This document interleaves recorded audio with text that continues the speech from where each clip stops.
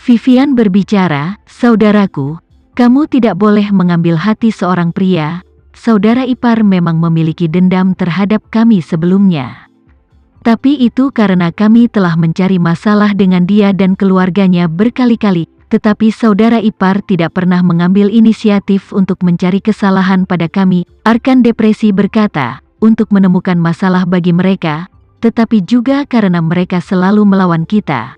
Selain untuk mengatakan Alena, nenek telah lama memintanya untuk menceraikan Tama, tetapi dia tidak mendengarkan, dan kemudian menderita beberapa keluhan, meninggalkan grup Haris untuk mendirikan bisnisnya sendiri. Dia tidak berbakti, mereka tidak pernah setuju untuk memindahkan nenek ke villa mereka, mereka tidak setuju. Mereka bahkan memasukkan nenek ke dalam penjara. Nada bicara Vivian keras saat dia menegur, "Kenapa kamu masih belum mengetahuinya? Tidakkah kamu menyadari bahwa selama ini kita salah? Karena Sister Alena tidak mau menceraikan Tama, siapa kita untuk memaksanya? Kebebasan menikah, kebebasan cinta, inilah yang dikatakan negara selama bertahun-tahun. Mengapa kita tidak bisa menghormati pilihannya? Ada juga masalah dia mendirikan bisnisnya sendiri. Mengapa dia ingin mendirikan bisnisnya sendiri sejak awal? Bukankah kamu masih memiliki ide yang jelas di hatimu?" Dia mengambil inisiatif dan mendapatkan kontrak yang grup Haris inginkan. Jadi dengan hak nenek seharusnya menepati janjinya dan memberinya posisi direktur. Tapi apa yang kamu lakukan? Kamu mengatakan hal-hal buruk tentang dia di depan nenek. Kamu memfitnahnya karena berselingkuh, dan akhirnya membodohi nenek dengan memberimu posisi direktur. Itu saja telah menghancurkan hati Alena. Wajah Arkan merah dan hitam, dia ingin menyangkal sesuatu, tetapi dia tidak dapat menemukan titik untuk membantah. Jadi dia berkata, "Mari kita lupakan masalah ini. Katakanlah mereka pindah ke villa baru, sebuah keluarga dengan 4 orang tinggal di villa yang begitu besar.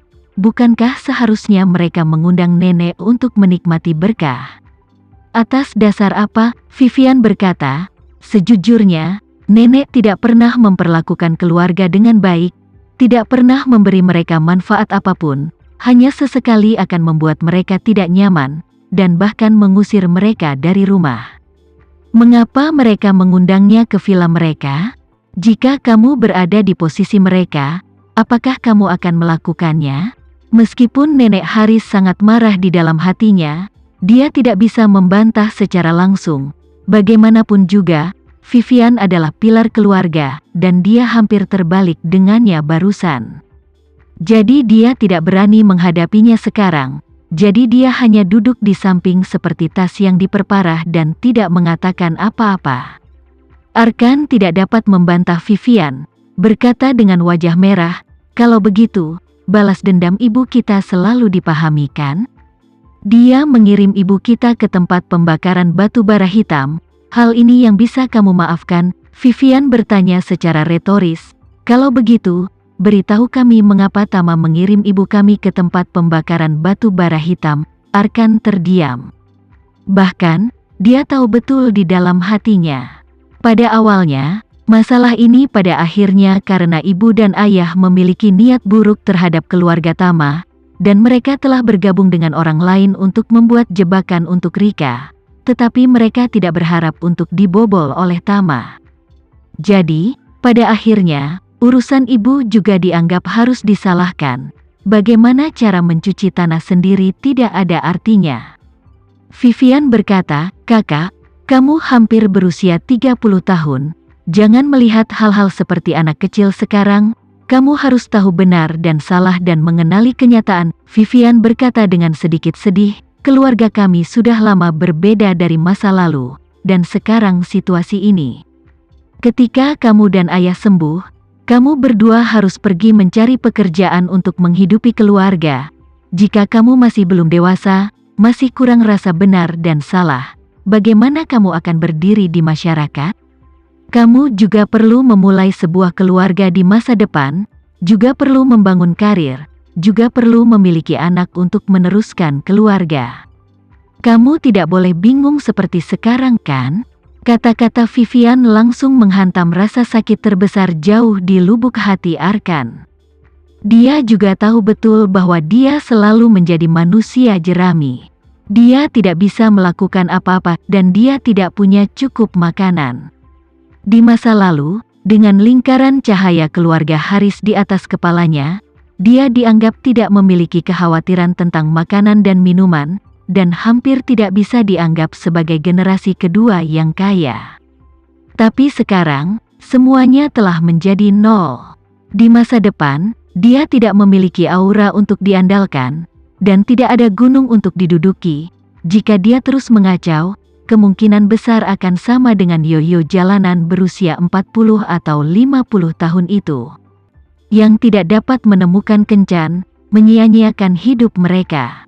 Dia tiba-tiba teringat film berjudul Tri, di mana ada peran, tampak seperti realisme magis, tetapi dalam kehidupan nyata.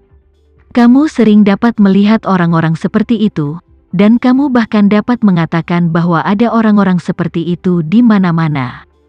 Miskin, menyedihkan, dan putus asa. Memikirkan ini, hati Arkan tiba-tiba terasa sangat keras.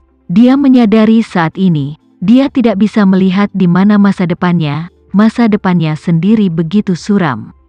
Dia berpikir putus asa dalam hatinya, kakakku sekarang, dengan bantuan Tama, dianggap memiliki karir, dan juga karir dengan masa depan yang cerah. Tapi bagaimana denganku? Grup Haris tidak ada lagi. Ketika aku pulih, apa yang bisa aku lakukan? Aku juga belum belajar keterampilan profesional, tidak ada keterampilan, dan juga tidak pernah mencari pekerjaan di luar, bahkan resume yang bagus. Bagaimana aku bisa mencari pekerjaan di masa depan? Pekerjaan seperti apa yang bisa aku temukan? Apakah aku akan tersingkir dari masyarakat? Dan aku sudah sangat tua, aku bahkan tidak punya pacar, dan sekarang keluargaku tidak baik-baik saja. Jika aku bahkan tidak dapat menemukan pekerjaan yang layak, bagaimana aku bisa menemukan kencan? Untuk benar-benar menjadi bujangan, hingga 40 tahun ketika hidup ini tidak memiliki kesempatan untuk berbalik. Semakin Arkan berpikir, semakin putus asa hingga ekstrim. Dia tidak bisa mengendalikannya, jadi dia merintih dan menangis. Sambil menangis, dia tersedak dan berkata, apa yang bisa aku lakukan di masa depanku? Glenn, yang melihat penampilan Arkan, hanya bisa menghela nafas dan berkata, oke, jangan bicarakan ini, ibumu benar-benar salah kami sejak awal. Kami membiarkan Rika kehilangan begitu banyak uang di meja judi. Jika masalah itu benar-benar sampai ke polisi, jumlah uang yang terlibat cukup untuk ibumu dan aku masuk penjara. Jadi pada akhirnya, Tama juga dianggap telah memberi kita sedikit kelonggaran.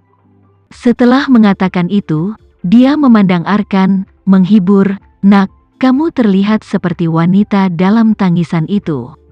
Setelah badan sehat, pergi ke kelas serius, kami akan mengantarkan kurir bersama, dengan pengiriman kami juga dapat menghasilkan beberapa ribu sebulan. Selama kamu mau menderita, kerja keras, kami selalu dapat menemukan cara untuk hidup. Arkan menangis dan mengangguk. Glenn kemudian berkata, ketika saatnya tiba, kamu menyimpan uang sendiri, aku juga akan membantu kamu menyimpan sebagian, juga biarkan adikmu membantu sedikit. Untuk mengumpulkan beberapa ratus ribu mahar, kamu akan dititipkan kepada seorang putri mertua. Tidak peduli apa, kami juga dapat memberikan dukungan kepada keluarga kamu. Kata-kata Glenn tidak benar-benar menghibur Arkan. Sebaliknya, apa yang dia katakan terlalu pragmatis, dan tiba-tiba membuat Arkan putus asa tentang kehidupan masa depannya. Dia selalu shock dan selalu merasa bahwa dia pasti akan menjadi pria hebat di masa depan, dan bahkan calon istrinya harus menjadi wanita kelas 1 yang baik. Dia tidak hanya harus memiliki penampilan terbaik, tubuh yang sempurna, tetapi juga latar belakang yang kuat dan luar biasa. Karena itulah dia mengejar Nanda dengan sepenuh hati dan ingin menjadi menantu di keluarga besar Nanda.